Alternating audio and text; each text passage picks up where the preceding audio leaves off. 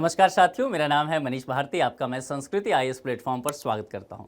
दोस्तों, हम सबों के जीवन का आखिरी ध्येय क्या है? खुश रहना। हम जो भी काम कर रहे हैं उसका अंतिम उद्देश्य यही है कि हम खुश रहना चाहते हैं। हम चाहते हैं हम पैसा कमाएं, घर बनाएं, गाड़ी लें, हम अच्छा सर्विस में चले जाएं। इन सभी का आखिरी उद्देश्य तो यही है कि हम खुश रहना चाहते हैं। अब खुश रहने के आधार क्या हो सकते हैं, इन्हीं सब बातों को लेकर के एक रिपोर्ट तैयार किया जाता है और उसमें यह बताया जाता है कि किस देश के लोग कितने खुश हैं। इस आधार पर दुनिया भर के देशों को रैंक दे दिया जाता है कि पहले नंबर पर इन देशों के लोग जो हैं खुश हैं, दूसरे पे ये, तीसरे पे ये, आखिरी में ये आएंगे। ये एक रिपोर्ट तैयार किया जाता है और इसे प्रति वर्ष प्रकाशित किया जाता है। इस रिपोर्ट का नाम दे दिया गया है वर्ल्ड हैप्पीनेस रिपोर्ट। अब अभी जो है वर्ल्ड हैप्पीनेस रिपोर्ट 2024 प्रकाशित कर दिया गया है। इसमें कुछ महत्वपूर्ण बातें बताई गई है कि दुनिया में सबसे ज़्यादा खुशी कौन से लोग हैं और सबसे ज़्यादा दुखी कौन से लोग हैं। ये तो हर साल होता है, लेकिन इस रिपोर्ट में एक बात जो है उस पर सबकी नज़र जाकर के टिक गई है और वह जो महत्वपूर्ण बात है उसको कहा गया है जेन जी जनरेशन। यानी कि ये जो आप यहाँ पर देख रहे हैं जेन जी, ये लिखा जाता है जेन जेड, लेकिन इसे पढ़ा जाता है जेन जी जनरेशन। अब ये जेन जी जनरेशन क्या है, इस पर मैं आपसे डिटेल से चर्चा करूंगा, लेकिन मुख्य मुद्दा यह है क्यों दुखी रह रहे हैं जेन जी जनरेशन। चलिए आगे बढ़ते हैं। सबसे पहले देख लेते हैं कि वर्ल्ड हैप्पीनेस रिपोर्ट में क्या क्या बातें हैं, किस तरह से इसमें कुछ महत्वपूर्ण आधार शामिल किए गए हैं। इन चीज़ों पर हम विस्तार से चर्चा कर लेते हैं। जैसा कि आप यहाँ पर देख भी रहे हैं, वर्ल्ड हैप्पीनेस रिपोर्ट जो है 2024 प्रकाशित कर दिया गया है और इसमें कुछ बातें यहाँ पर शामिल की गई है। इसको सबसे पहले देख लेते हैं। वर्ल्ड हैप्पीनेस रिपोर्ट जो है संयुक्त राष्ट्र सतत विकास समाधान नेटवर्क, देखिए ये जो है 2012 से इसे प्रकाशित किया जा रहा है और 2012 से जो इसे प्रकाशित किया जा रहा है तो इसका एक उद्देश्य रखा गया है। इसका उद्देश्य क्या है? United nation sustainable development goals को अचीव करने के लिए ये सपोर्ट करता है। यानी कि हमने एक टारगेट बनाया था, पूरी दुनिया ने एक टारगेट बनाया और वह टारगेट क्या है? United nation sustainable development goals. और उस गोल्स को पूरा करने के लिए विभिन्न आयाम बताए गए और यह रिपोर्ट भी उस गोल्स को अचीव करने के लिए सपोर्ट करने की बात करता है। एक बात यहां क्लियर हो गया। इसमें क्या होता है? देशों को रैंकिंग दी जाती है और उसमें तय किया जाता है कि किस देश के लोग जो है सबसे ज्यादा खुश हैं, प्रसन्न हैं। इसके आधार पर यहां पर देख लीजिए 143 देशों को इसमें शामिल किया गया है। ये रिपोर्ट जब प्रकाशित किया जा रहा है उसमें यह बताया गया कि हमने 143 देशों में सर्वे किया है। सर्वे के कुछ आधार बनाए गए हैं जिसके तहत 6 बेस तैयार किया गया। इसके तहत क्या क्या रखा गया है? एक रखा गया है कि इनकम क्या है, दूसरा रखा गया है कि उस समाज में लोग एक दूसरे से कितने घुले मिले हैं, सामाजिक सहयोग की स्थिति क्या है, उसके बाद लोग कितने स्वतंत्रता पूर्वक वहां पर जी पा रहे हैं, बोलने की किस तरह से आज़ादी है, रहन सहन की आज़ादी की बात की गई है। यानी कि समाज में खुलेपन को देखा जाता है। उदारता भी यही इसी के अंतर्गत आता है कि लोग एक दूसरे के प्रति कितना सहानुभूति रखते हैं। यानी कि देखिए एक दो पक्ष ऐसा है जो कि कानूनी और नैतिक दोनों ही पक्षों को शामिल करता है। उसके बाद यह देखा जाता है कि उस देश के लोगों को करप्शन का कितना सामना करना पड़ता है। कोई भी काम कराने गए, सरकारी काम करने गए, सरकारी बाबू ने कहा कि इतना रुपया दे दो फिर फाइल पे साइन होगा, तो जाहिर सी बात है ऐसे देशों की रैंकिंग जो है नीचे आ जाएगा। तो यह देखा जाएगा कि करप्शन किस देश में कम है और सबसे कम है। उसके बाद जो है जीवन प्रत्याशा देखा जाएगा। स्वास्थ्य के लिहाज से आप जानते हैं एसडीआई आपने पढ़ा होगा, ह्यूमन डेवलपमेंट इंडेक्स, उसके तहत जीवन प्रत्याशा की भी बात की जाती है। यानी कि किस देश के लोग की जो जीवन प्रत्याशा है वह अधिक है, मतलब कितना ज्यादा जी रहे हैं, कितने वर्ष अधिक जी रहे हैं, इस चीज को लेकर के बात की जाती है। तो विस्तार से हम इस पर चर्चा करेंगे। इतना मामला आप समझ गए। चलिए अब आगे बढ़ते हैं। फिनलैंड जो है फिर से इस बार नंबर 1 का इसे रैंक मिल गया है। यानी कि फिनलैंड जो एक छोटा सा देश है, लेकिन लगातार देखा जाता है कि यही देश जो है प्रथम स्थान पर बना हुआ है। रैंकिंग जब की जाती है तो कुछ अंक दिया जाता है, विभिन्न आधार, जो 6 आधार मैंने बताया उसके आधार पर अंक दे दिया जाता है। अंक इसको कितना मिला है? 7.804 अंक के साथ यह प्रथम स्थान पर रहा है और लगातार यह 7वीं बार प्रथम स्थान प्राप्त किया है। यानी कि आप कह सकते हैं कि फिनलैंड एक ऐसा देश है जिस देश के लोग सबसे ज्यादा सुखी हैं, खुश हैं, प्रसन्न रहते हैं। अब इसमें देखिए यह भी इस रिपोर्ट में बताया गया है कि 15 से 24 एज ग्रुप के जो लोग हैं वो सबसे ज्यादा दुखी रह रहे हैं। अब इसी एज ग्रुप को जेन जी के नाम से भी जाना जाता है। इस पर हम अलग से चर्चा कर लेंगे। अब यहाँ पर एक बातें और देखी गई है कि भारत में जो वृद्ध व्यक्ति हैं, कहा गया है कि वृद्ध व्यक्ति अधिक संतुष्ट है। क्यों है, इस पर हम चर्चा कर लेंगे। लेकिन युवाओं में और खास करके जेन जी जनरेशन में देखा गया है कि वो खुश नहीं है, वे बहुत नाराज रह रहे हैं, डिप्रेशन में जा रहे हैं, एंजाइटी उनको हो रहा है, सुसाइडल टेंडेंसी उनमें देखी जा रही है। ये समस्या लगातार बनता जा रहा है। पहले ही मैंने बताया कि 2012 से इसकी शुरुआत हुई थी। हैप्पीनेस स्केल 0 से 10 अंक तक दिया जाता है, देशों को रैंकिंग किया जाता है। अब आप सोच रहे होंगे इसका विचार कहां से आया, कैसे पहली बार सोचा होगा लोगों ने कि हम एक रिपोर्ट प्रकाशित करेंगे और यह देखेंगे कि दुनिया में कौन सा देश है जो सबसे ज्यादा प्रसन्न रहता है वहां के लोग। देखिए, भूटान में यह पहले से ही होता था। भूटान के एक राजा थे जिनका नाम था जिग्मे खेसर वांगचुक। वांगचुक साहब इस बात को लेकर के बहुत सजग व्यक्ति थे। वे इस बात पर कम ध्यान देते थे कि लोगों के पास पैसा कितना है, किस तरह की लाइफ स्टाइल आप जी रहे हैं, बल्कि वे इस बात पर ज्यादा ध्यान देते थे कि लोग अपने जीवन से, जिस तरह के जीवन यापन वे कर रहे हैं, उससे कितना खुश हैं, कितना संतुष्ट हैं, कितना प्रसन्न है। इसके आधार पर उन्होंने भूटान हैप्पीनेस इंडेक्स प्रकाशित करवाया था और भूटान में ऐसा देखा गया कि इस इंडेक्स के बाद वहां के लोगों में और अधिक प्रसन्नता देखी गई, विभिन्न आयामों में सुधार भी देखा गया। इसी को आधार बनाते हुए वर्ल्ड हैप्पीनेस रिपोर्ट भी 2012 से प्रकाशित किया जाने लगा।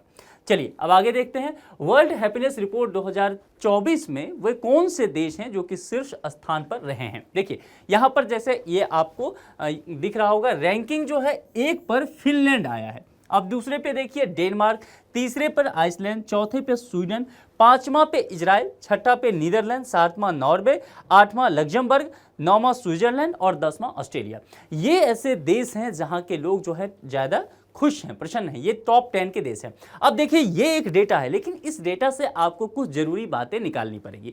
जरूरी बातें क्या है कि आय का आधार हमने बताया था कि आय को भी एक आधार रखा गया है, उदारता को एक आधार रखा गया है, सामाजिक पृष्ठभूमि भी देखा गया है यहां पर, ठीक है। उसके बाद यहां पर जैसे कि मैंने आपसे बताया था कि भ्रष्टाचार की स्थिति देखी गई है।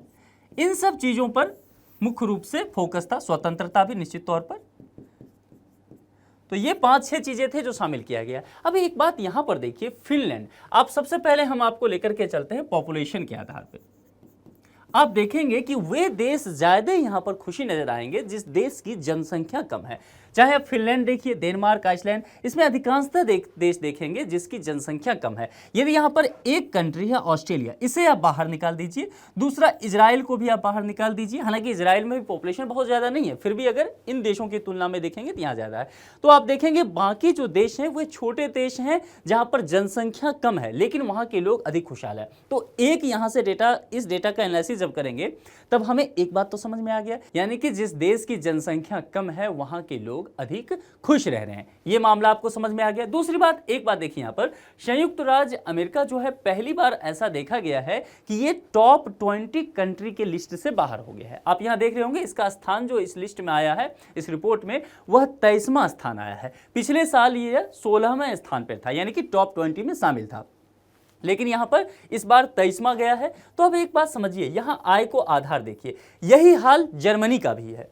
जर्मनी भी इस बार टॉप 20 में नहीं है और कई ऐसे यूरोपियन कंट्री हैं जो कि टॉप 20 से बाहर हैं। चाहे आप कनाडा की स्थिति देख लीजिए, ब्रिटेन की देख लीजिए, ऐसे बहुत सारे देश जो कि आय के मामले में बहुत अच्छे हैं, विकसित राष्ट्र हैं, लेकिन वे खुशहाल नहीं हैं। अब यहाँ पर एक बात मैंने आय को लेकर के बताया था। हम अक्सर कहते हैं कि यदि जिसके पास पैसा ज्यादा होगा तो वह खुशियां ले आएगा, खुशी खरीद लेगा, यानी कि संसाधन जो है उससे खुशियां मिल सकती है। लेकिन यहाँ इस मिथक को यह बात तोड़ता है। अमेरिका सबसे विकसित राष्ट्र है, ठीक है, उसके पास पूंजी है, टेक्नोलॉजी है। जर्मनी का भी यही हाल है और लगातार अमेरिका हमेशा ही, जब से ये रिपोर्ट प्रकाशित होता रहा 2012 से 2023 तक, टॉप 20 कंट्री के लिस्ट में बना रहा। लेकिन इस बार देखा गया कि वह टॉप 20 कंट्री से बाहर होकर के 23वें स्थान पे आ गया। यानी कि यह आधार नहीं हो सकता है। आपके पास पैसा अधिक हो सकता है, यह संभव है, लेकिन यह संभव नहीं है कि पैसा की वजह से आप खुश भी रहें। मान लेते हैं एक कमरे में आपको बंद कर दिया जाए और उस कमरे में पूरी तरह से नोट के भर दिए जाए जाए और आपको उसी कमरे में रहना है।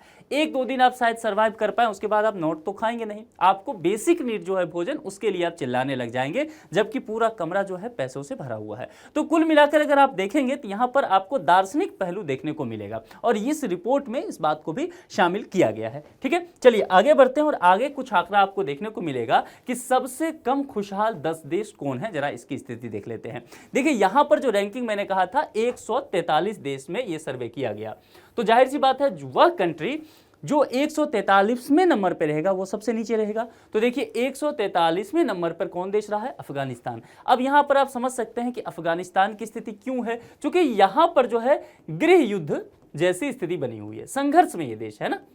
यहां पर क्या है, तालिबान ने सत्ता पलट दिया, 2020 की बातें आपको ध्यान में होगा। यहां पर बच्चे, वृद्ध और महिलाओं, खास करके महिलाओं की स्थिति बहुत ज्यादा खराब बताई जाती है। दुनिया भर के रिपोर्ट, दुनिया भर के जर्नलिस्ट इस तरह की बातें करते रहते हैं, आपने देखा होगा, टेलीविजन पर सुना होगा। तो तालिबान जो है सबसे आखिरी में यहां पर देखा गया है। उसके बाद लेबनान की हालत है। देखिए ज्यादातर कंट्री जो आपको यहां पर दिखेगा, आप देखेंगे कि अफ्रीका महाद्वीप का है या मिडिल ईस्ट का है, ठीक है, जहां पर या तो गृह युद्ध चल रहा है या किसी तरह से वहां पर राजनीतिक अस्थिरता की स्थिति देखी जाती है। आप लिसोटो में देखेंगे, लिसोटो क्या है, साउथ अफ्रीकी देश है। अगर आप अफ्रीका मैप को अपने नजर पे ले आ पा रहे हैं तो आप देखिएगा लिसोटो जो है, एटलस आप निकाल के देखेंगे, यह साउथ में पड़ता है, अफ्रीका महादेश की बात कर रहा हूं। सेरा लियोन जो है अफ्रीका महादेश के वेस्ट में, अगर आप देखेंगे पश्चिम में, तो आपको देखने को मिल जाएगा। कांगो, जिम्बाब्वे, बोत्सवाना, मलावी, उसके बाद इस्वातिनी, ये अफ्रीकी देश ही हैं, और जाम्बिया, ये कुछ ऐसे देश हैं जिनका प्रदर्शन बहुत ज्यादा खराब रहा है इसमें। अब जरा हम भारत की स्थिति देख लेते हैं। हमने सबसे बेहतर प्रदर्शन करने वाले राष्ट्रों के देख लिया स्थिति, उसके बाद हमने ऐसे देशों की नाम पर चर्चा कर लिया, क्यों ऐसा हुआ, जो प्रदर्शन सबसे खराब थे उनका भी देख लिया। अब हमें भारत में हम रहने वाले हैं, तो जरा हम भारत की स्थिति को देख लेते हैं। जैसा मैंने कहा कि 0 से 10 तक अंक मिलता है, तो भारत को कितना अंक मिला है, 4.054, यानी कि बहुत अच्छी स्थिति इसे नहीं कहा जा सकता है। 143 देशों के अगर आप देखेंगे यहां पर रैंकिंग, तो 126वां स्थान भारत को मिला है। पिछले साल की तुलना में लगभग आप इसे बराबर ही कह सकते हैं, भारत में कोई अच्छा खासा सुधार देखने को नहीं मिला है। ठीक है, अब यहां पर एक बात और चौंकाने वाली है, भारत के जो पड़ोसी देश हैं, चाहे वो पड़ोसी देश नेपाल हो, चाहे पाकिस्तान हो, चाहे चीन हो, भारत की हालात जो है इस वर्ल्ड हैप्पीनेस रिपोर्ट में वह अपने पड़ोसी देशों के मुकाबले भी बेहद खराब यहां पर देखने को मिला है। देखिए अब यहां पर देखा गया भारत में कि जो निम्न मध्यम वर्गीय वर्ग के लोग हैं, ये सबसे ज्यादा दुखी लोग बताए जाते हैं। और एक चीज यहां पर भारत में देखा गया है कि जो बुजुर्ग लोग हैं, जो अधिक उम्र के लोग हैं, वे ज्यादा संतुष्ट हैं अपने जीवन यापन से, वे ज्यादा खुश नजर आते हैं। चलिए अब एक बातें जो मैंने आपसे कहा शुरुआत में, जो हमने बातें की थी कि जेन जी जनरेशन को लेकर के, जरा इस पे हम चलते हैं अब कि जेन जी जनरेशन क्या है। सबसे पहले ये समझ लेते हैं कि जेन जी जनरेशन होता क्या है, और फिर यदि इस पर हम आते हैं और फिर हम इस पर बात कर लेंगे कि ये अगर सबसे ज्यादा दुखी जनरेशन कहा जाता है तो क्यों कहा जाता है। आप भी ये तस्वीर देख रहे होंगे, इसके आधार पर आप निकाल लीजिए कि आप किस जनरेशन में आते हैं। चलिए यहां से शुरुआत करते हैं। पहला यहां पर देखेंगे बेबी बूमर। बेबी बूमर जो है ये कौन से लोग हैं, जिनका जन्म 1946 से 1964 के बीच में हुआ था। अब देखिए ये जो जनरेशन है, ये आप इसे कह सकते हैं ये हमारे दादाजी का जनरेशन है, ठीक है, जो 1946 से 1964। अगर भारत के संदर्भ में देखेंगे तो उस समय स्वतंत्रता आंदोलन चल रहा था। ये वे लोग हैं जिन्होंने बहुत ज्यादा परेशानी झेला अपने जीवन में, किसी तरह से ये जीवन यापन करने के लिए जी रहे थे, है ना। उस वक्त बहुत ज्यादा संसाधन नहीं था, ये चाह रहे थे किसी तरह से जीवन यापन करें, कम संसाधन में जी रहे थे, लेकिन इसके बावजूद भी देखा जाता है कि ये ज्यादा खुश थे हमसे, ठीक है। और इस वक्त आप जानते हैं कि विश्व युद्ध, द्वितीय विश्व युद्ध का समय लगभग अंत होने वाला था, तो द्वितीय विश्व युद्ध को इन्होंने झेला। उसके बाद दुनिया भर में स्वतंत्रता आंदोलन चला, तो ये जनरेशन ये सब चीजें भी झेल रही है। और जो संपत्ति है, कहीं न कहीं इस जनरेशन ने संपत्ति बहुत अधिक बनाया तो नहीं, लेकिन जो संपत्ति था कम से कम उसे बचा करके रखने का काम किया। तो इस जनरेशन को, जो 1946 से 1964 के बीच जिनका जन्म हुआ, उसे हम बेबी बूमर कहते हैं। चलिए इसके बाद हम आगे निकलते हैं। ये जो जनरेशन है जेन एक्स जिसे कहा जाता है, ये हमारे पिताजी का जनरेशन आप इसे कह सकते हैं, हमारे फादर का जनरेशन, ठीक है। इन्हें जेन जेक्स जनरेशन कहा जाता है। और इनका जो अगर देखेंगे तो 1965 से 1980 के बीच जिनका जन्म हुआ है, ठीक है, इस जनरेशन को जेन एक्स कहते हैं। अब इस जनरेशन के साथ क्या हुआ, देखिए ये जो जनरेशन था हमारे दादाजी का, यानी कि बेबी बूमर वाला जनरेशन, इसने संसाधन को कम से कम बचा के रखा, जीवन यापन जैसी स्थिति इन्होंने कर लिया, जी लिया। ये वो जनरेशन है जो अक्सर आपको कहते हुए नजर आते होंगे कि जब मैं गांव से शहर आया था तो मेरे जेब में केवल 10 रुपया हुआ करता था, लेकिन आज मैंने सब कुछ हासिल कर लिया। यानी कि इस जनरेशन ने अपने जीवन में बहुत संघर्ष किया, ये काफी मेहनती लोग हुए, काफी संघर्ष किए। भारत की स्थिति में देखेंगे तो ये जनरेशन आपको राजनीतिक आधार पर, तो इस समय राजनीतिक परिपक्वता धीरे धीरे देश में आ रहा था, लेकिन इसी समय जो है आपातकाल की स्थिति देखने को मिला, इमरजेंसी की स्थिति को। कई युद्ध इन्होंने देखा, पाकिस्तान के साथ हो, चीन के साथ हो, इस तरह की स्थिति ये झेलते आए, लेकिन इसके बावजूद भी इस जनरेशन ने संपत्ति को बचा के रखा और इस जनरेशन ने संपत्ति को बनाया, थोड़ा बहुत ऐड कर लिया। यानी कि हम जिस हालात में हैं, हमारे बच्चे कम से कम उस हालात में ना रहे, उनको एक बेहतर जीवन यापन मिल सके। इन्होंने प्लॉट बनाए, घर बनाया, मकान लिया, बिजनेस स्टार्टअप किया, ये सब चीजें इस जनरेशन ने थोड़ा बहुत कर लिया था अच्छे हालात में। अब यहां पर जो ये जनरेशन आता है, इस जनरेशन को कहा जाता है जेन वाई। ये जेन वाई जनरेशन जो है, इसका अगर आप देखेंगे 1981 से 1996 के, आप कह सकते हैं कि जो जनरेशन जो है, जिनकी उम्र तकरीबन आज की तारीख में 25 साल 26 साल सब हो चुका है, वे जनरेशन के लोग तकरीबन इसमें आ जाएंगे। अब देखिए इनके जो हालात हैं, ये दादाजी का जनरेशन, पिताजी का जनरेशन, उसके बाद का ये जनरेशन, ठीक है, तो इनको ये सारा बेस मिल गया। यानी कि इस जनरेशन को, जेन वाई वाले जनरेशन को पूरा बना बनाया एक आधार मिल गया, ठीक है। यहां पर इनके पास संपत्ति है, ठीक ठाक सुविधाएं हो गई है, बेसिक चीजों के लिए इन्हें संघर्ष नहीं करना पड़ रहा है जिस तरह से इस जनरेशन ने किया। रोटी कपड़ा मकान के लिए संघर्ष करते रहे, कम से कम ये इन्हें नहीं करना पड़ रहा है। इनके पास अच्छी शिक्षा पहुंच रही है, या कम से कम शिक्षा तो जरूर पहुंच रही है। तो इस जनरेशन ने क्या किया, सपने देखने शुरू कर दिए, ठीक है। अब सपने देखेंगे तो जाहिर सी बात है उसका संघर्ष एक अपने तरह का है। अब यहां से इन्होंने तय किया कि मैं बिजनेस करूंगा, स्टार्टअप करूंगा, इंजीनियर बनूंगा, डॉक्टर बनूंगा, प्रोफेशनल कोर्स पढ़ने लगे। इस जनरेशन में अगर आप देखेंगे तो यहां पर देश जो है काफी रफ्तार से, अगर भारत की स्थिति की बात करूं तो काफी रफ्तार से आगे बढ़ता है। यहां पर पॉलिटिकल आप देखेंगे तो अस्थिरता थोड़ी सी देश में बनी रहती है, क्योंकि 90 के दशक में कई प्रधानमंत्री बदल गए, ठीक है। उसी समय जो है इंदिरा गांधी जी की हत्या होती है, राजीव गांधी की हत्या होती है। तो इस जनरेशन ने यहां पर अगर आप देखेंगे तो राजनीतिक अस्थिरता देश में देखा, लेकिन यही वो जनरेशन है जिसने एलपीजी को भी महसूस किया। यानी कि यहां पर वैश्वीकरण को इसने देखा, प्राइवेटाइजेशन को देखा, इसने उदारवाद के चरण को देखा। तो वैश्विक दुनिया से जुड़ा ये जनरेशन, ठीक है। यहां से इसने नए नए डिवाइस बनाए, नए नए आविष्कार किए, और ये जनरेशन सपनों के साथ आगे बढ़ता चला गया और लगभग ठीक ठाक स्थिति में रहा। उसके बाद जो जनरेशन आता है, उस जनरेशन का नाम दे दिया गया जेन जी जनरेशन। और ये जेन जी जनरेशन जो है, इसे कहा जाता है कि जो कि 1997 से लेकर के 2012-15 के आसपास जिनका जन्म रहा है, वे जनरेशन जेन जी जनरेशन है। अब इस जनरेशन को लेकर के अलग समस्या है। इस जनरेशन के पास लगभग सभी सुविधाएं हैं, है ना। इस जनरेशन ने कभी सोचा भी नहीं था, सुना भी नहीं होगा कि वाईफाई क्या होता है। इस जनरेशन के पास वाईफाई भी है, ठीक है। इसने स्मार्टफोन की परिकल्पना भी नहीं की थी, लगभग इस दो जनरेशन ने, लेकिन इस दोनों जनरेशन ने स्मार्टफोन की परिकल्पना की, और इसके तो 24 घंटा पैदा लेते ही आप देखते होंगे जो छोटे छोटे बच्चे जो स्मार्टफोन लेकर के घूम रहे हैं, इंटरनेट है उसमें विभिन्न सोशल मीडिया प्लेटफॉर्म है, और ये पूरा समय दिन में 5-5 घंटा जो है सोशल मीडिया पर समय दिया करते हैं, और फिर कहते हैं बहुत ज्यादा जो है सोशल मीडिया का इस्तेमाल किया, अब मैं थक गया हूं, मुझे नींद आ रही है, ठीक है। तो ये जनरेशन इन सब चीजों से परेशान है।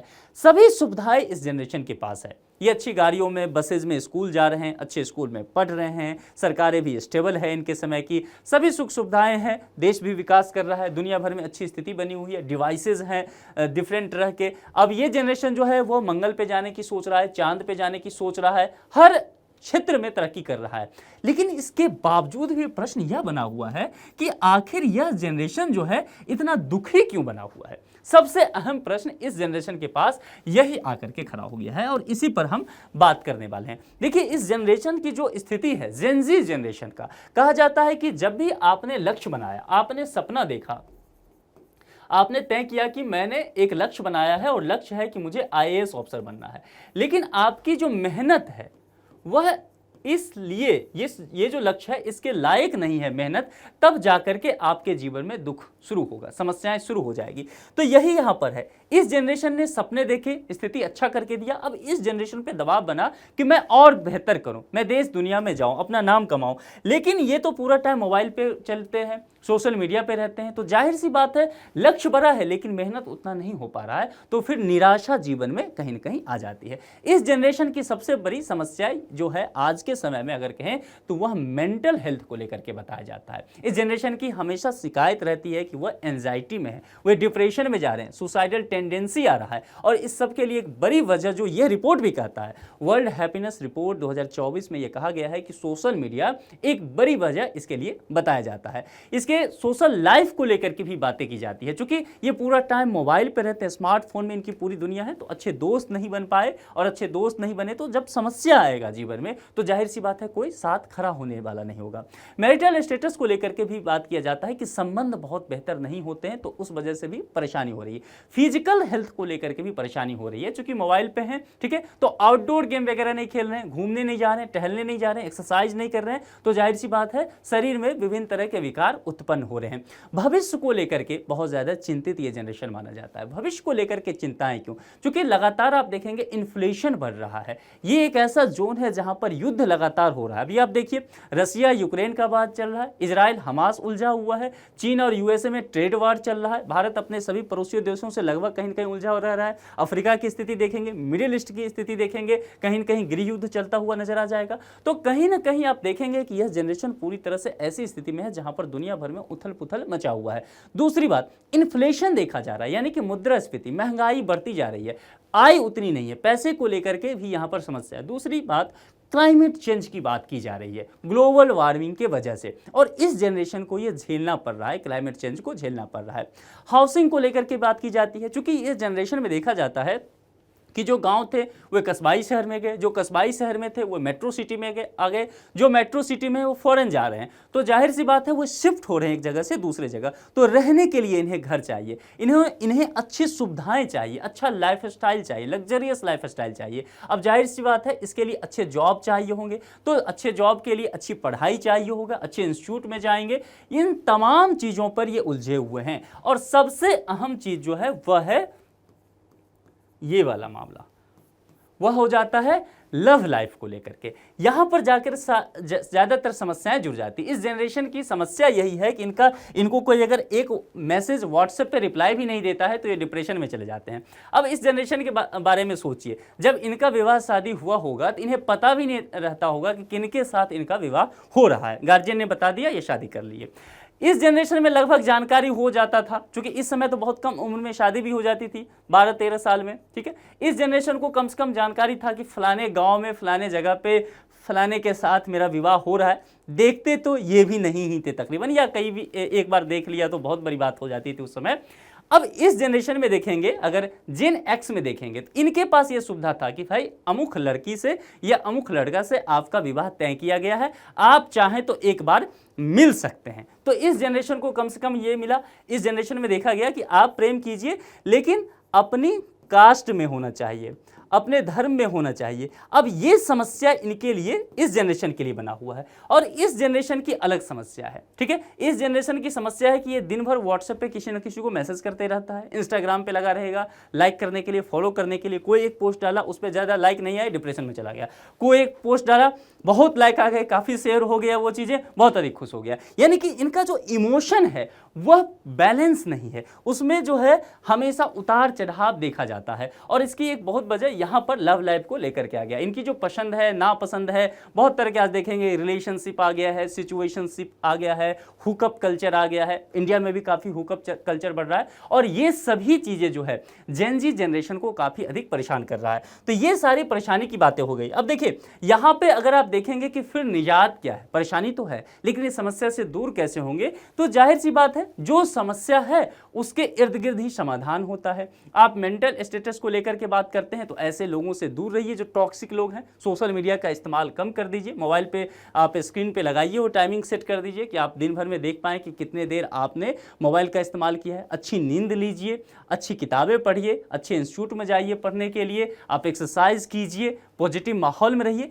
यही सब चीज़ें हैं जो आपको एक बेहतर जीवन दे सकता है। और वर्ल्ड हैप्पीनेस रिपोर्ट, इसमें भारत का नाम यदि लाना है तो जेन ज़ी जनरेशन को बेहतर करना पड़ेगा। इसके लिए सरकार को भी ध्यान देने की जरूरत है, परिवार को ध्यान देने की जरूरत है, और जो व्यक्ति खुद भी है उसे भी अपने पर्सनैलिटी पे काम करने की आवश्यकता है। तो ये पूरा मुद्दा था वर्ल्ड हैप्पीनेस रिपोर्ट 2024 का। अब इस पर एक प्रश्न है, और प्रश्न जो है प्रीलिम्स के स्तर का है। देखिए, एक बात आपको मैं ध्यान दिला दूं, चूंकि प्रीलिम्स जो है आपका अब आगे बढ़ गया है। अब पहले 26 मई को होने वाला था, अब कब है? 16 जून को, यानी कि एक्स्ट्रा 20 दिन समय मिला है, इलेक्शन के बाद होगा, और ये रिपोर्ट आ गया है उसी बीच में। तो यूपीएससी की नज़र जो है ना हमेशा रिपोर्ट वगैरह पर रहती है। वर्ल्ड हैप्पीनेस रिपोर्ट इस बार के लिए एक इंपॉर्टेंट टॉपिक होने वाला है, तो अच्छे से इसको तैयार कर लीजिए आप।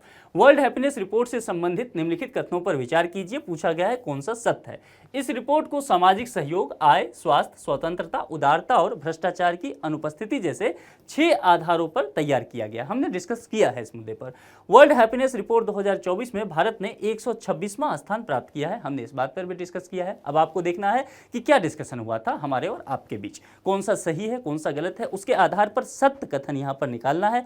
4 विकल्प दिए गए हैं, ये 4 विकल्प जो हैं आपको दिख रहे हैं, उसमें से कोई एक ही सही होगा।